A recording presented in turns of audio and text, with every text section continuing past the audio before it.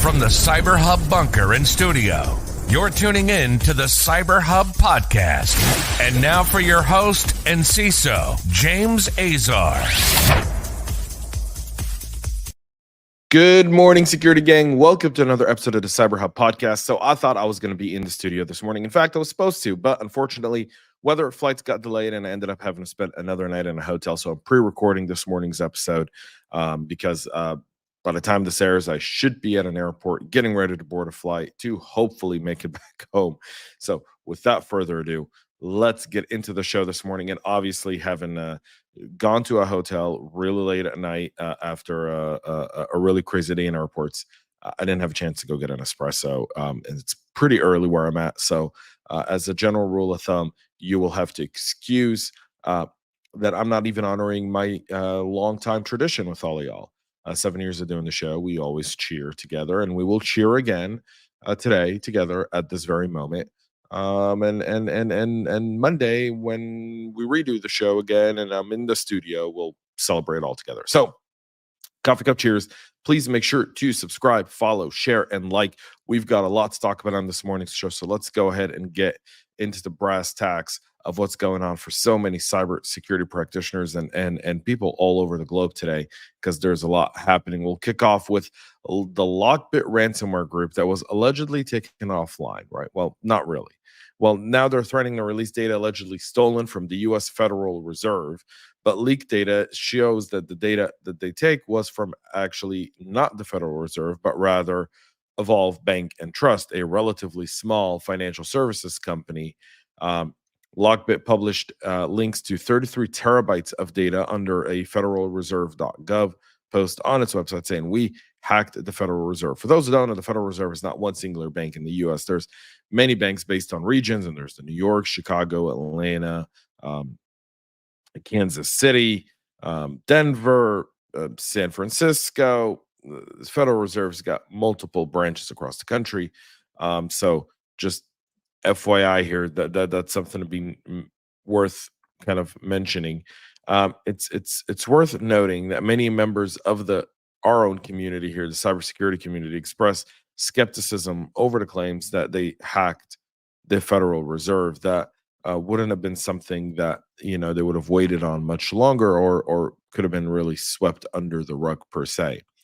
Evolve Bank and Trust on Wednesday informed retail bank customers and customers of their financial technology partners that they've launched an investigation into an incident that may involve personal information getting compromised. It appears that these bad actors have released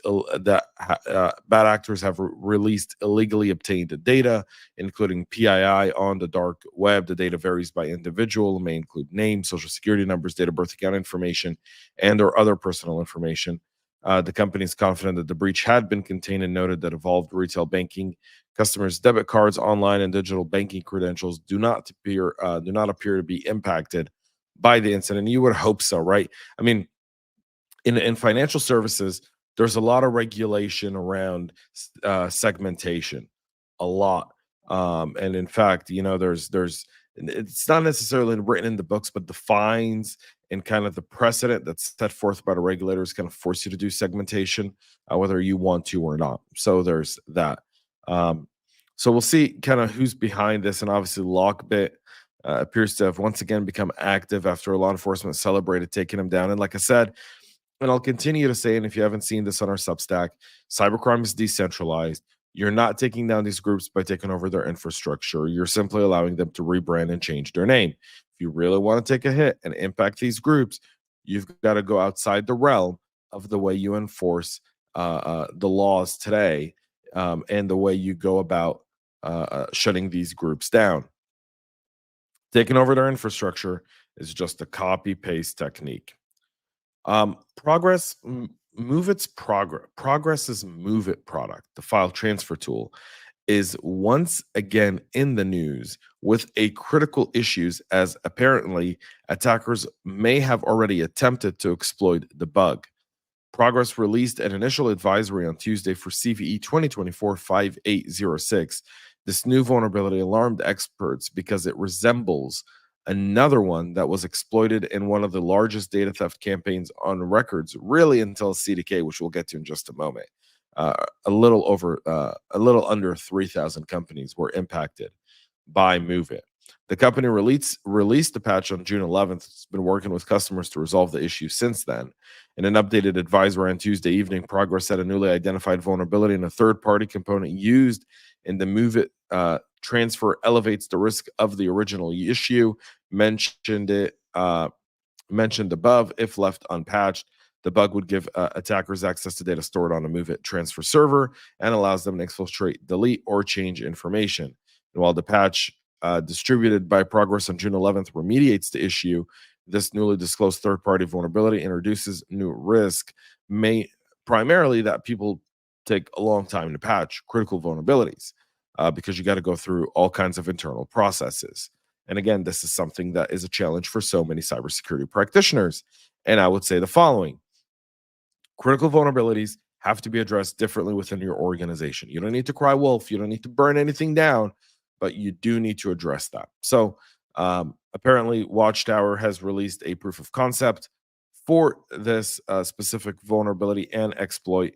And they're saying that they're seeing threat actors take advantage of it. According to the foundation, the Shadow Server Foundation, 1,700 MoveIT instances exposed to the internet have been made available. Census for their end said that they observed 2,700 MoveIT transfer instances online, primarily in the US. So all in all, there are the potential for a significant amount of victims there. Get that patched. CDK for their end sent a letter to customers yesterday, on Tuesday, saying officials do not believe that they'll be able to get all the dealers live prior to the end of the month. Should you need to make alternate plan for your month-end financial close process, you should do so. According to the company, at least they're being fairly honest about the recovery. So, and it's big because it's the end of the second quarter, right, in a few days. June 30th marks the end of the second quarter, and all publicly traded companies have to get their financials in line in order to do the financial reporting at some point in July or August. And so, again, extremely bad timing here for a lot of these organizations.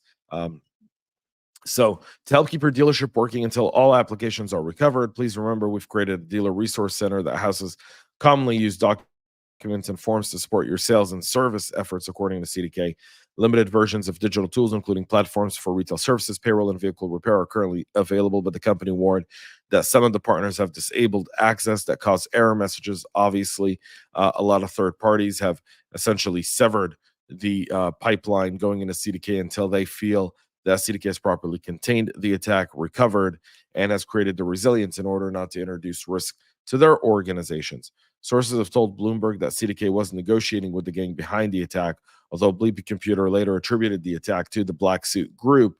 More than 15,000 dealers across North America use CDK's global system in nearly every aspect of their operation. And since the attack, a whole bunch of car dealers and employees there have been complaining. We've had a whole slew of stuff going on due to the CDK breach. So yeah, not a good day for car dealers. And again, the economic impact here is going to be significant. Don't dismiss that. Start to see car dealers and service departments going out of business in the next 3 to 6 months. It's because of this, 100%. Like they could have survived, they could have kept going. This happens.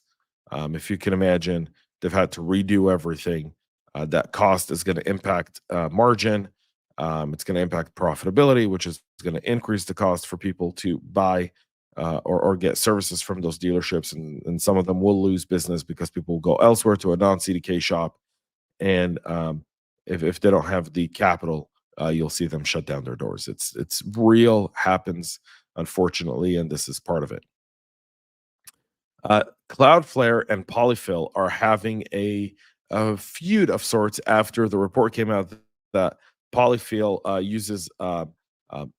has introduced backdoors, essentially malware, on more than 100,000 sites since being owned by and being bought by a Chinese company. Cloudflare has criticized PolyFill's unauthorized usage of its name and logo, as it could mislead users to believe that the website is endorsed or secured by Cloudflare. They've also warned that that's yet another reason not to trust PolyFill.io. Contrary to what is stated on their website, Cloudflare has never recommended the PolyFill.io service or authorized their use of Cloudflare's name on their website, according to a team in a blog post published yesterday. They've asked them to remove the false statements, and they have so far ignored their request. This is yet another sign that they cannot be trusted. Cloudflare is going like, hey, not going to happen. In February, a Chinese entity named Funnel bought polyfill.io domain and introduced malicious code in the scripts delivered by its CDN. This was discovered by Sensec researchers, and the domain has begun injecting malware on mobile devices that would visit a website embedding code from a cdn.polyfill.io. Yesterday, Bleeping Computer observed that the DNS entries for cdn.polyfill.io were mysteriously set to Cloudflare servers, but that is not a definitive sign of the attack being contained, as the new domain owners could easily switch back to a DNS once everything kind of goes down. And again, this is the disconnect between something malicious like PolyFill to the security of citizens, and why we need better laws to enforce this kind of stuff. All right, let's get to some really quick stories here as we wrap up. The underlying processes within Git-based source code management systems cause code to remain accessible even after being deleted or overwritten, according to the folks over at Aqua Security. Security best practices dictate that developers should never hard-code secrets, and Aqua's new research shows that a secret, be it a password token or a passkey that was hard-coded once, may be permanently exposed even after removal, as most secret scanners are likely to miss it. Aqua's calling them phantom secrets. They say that conventional scanning methods would scan repositories via git clone command are likely to miss roughly 18% of the potentially exposed secrets. Aqua discovered after looking at more than 50,000 repositories belonging to the top 100 organizations on GitHub. During the research, they uncovered some significant secrets, including gaining access to the complete cloud environment of some of the biggest organizations in the world, infiltrating the internal fuzzing infrastructure of sensitive projects, accessing telemetry platforms, and even obtaining access to network devices, SNMP secrets, and camera footage of Fortune 500 companies. So all in all, one of Mozilla's public GitHub repositories contain an API token for Fuzz Manager, the internal tool used for collecting, managing, and analyzing fuzzing data, providing access to the Firefox fuzzing data. All in all, Meraki API tokens of Fortune 500 companies granting access to the Meraki dashboard were also found exposed. I mean, this is just significant. Aqua provides a few ways of implementing and how to get rid of these secrets through their public write-up. You can see that in the show notes.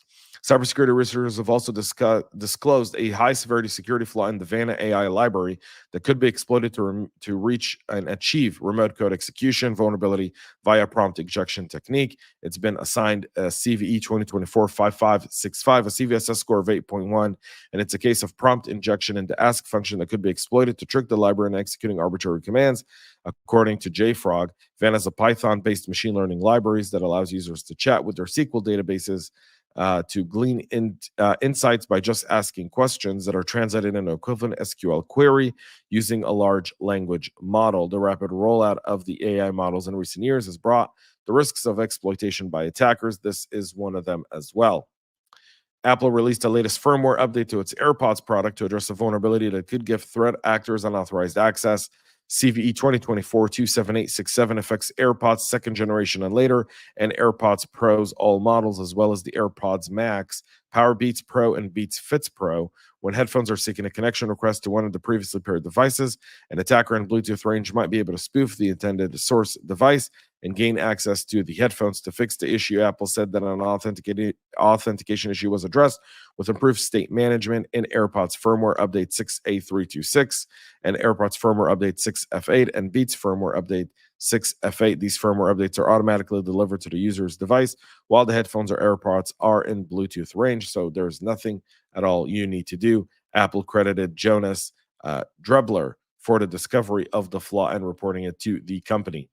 Google continues to disrupt YouTube and blogger activity associated with China-linked Dragon Bridge threat actors' long-running influence operation with over 10,000 instances taken down in the first quarter of this year alone.